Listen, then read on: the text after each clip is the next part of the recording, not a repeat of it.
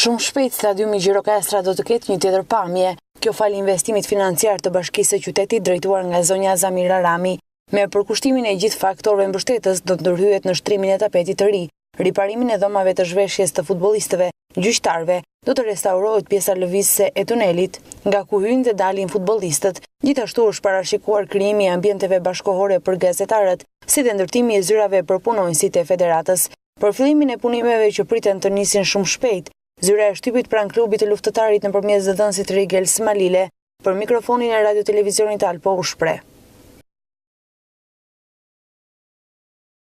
Ne presim nga momenti në moment nisjen e punimeve për rehabilitimin e stadiumit, për kthimin e tij domethënë në një arenë sportive sipas kushteve që kërkohen në Super League. Deri tani Bashkia e Qytetit ka kaluar fondin për katës, është në proces ana strukturore, ana burokratike e shkresave për të bërë të mundur nisjen e punimeve në stadiumin Gjirokastra. Unë besoj që deri në fillimin e kampionatit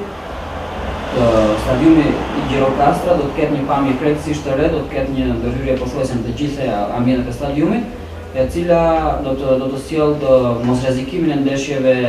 në fusha asnjëanse, të cilat janë të detyrueshme në rast se nuk përmbushen kriteret në stadiumin Gjirokastra. Ndërhyrje do të ketë në tapetin e fushës të stadiumit, do të ketë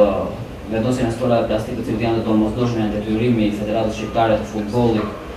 për zhvillimin e një ndeshje normale në Super League, do të ketë ndërhyrje në ambientet e brendshme të stadiumit, që presupozojnë dhomat e zhveshjes, dhomat e gazetarëve, do të jetë zona mix, do të jetë një stadium pra bashkëkohor, i cili do të plotësojë të gjitha kriteret e vendosura nga Federata Shqiptare e Futbollit. Jo vetëm kaq, por në planin rregullues të stadiumit Gjirokastra është parashikuar vendosja e ndënjëseve plastike, numri të cilave pritet të jetë rreth 2000. Domosdoshmëri mbetet startimi i punimeve sa më shpejt, me qëllim përfundimin e tyre para se të nisë sezoni i ri futbollistik 2016-2017, për të mos u përsëritur kalvari i vojtjeve të sezonit 2007-2008, ku luftëtari i tij është dashur të shtegëtonte drejt qytetit të Tepelenës.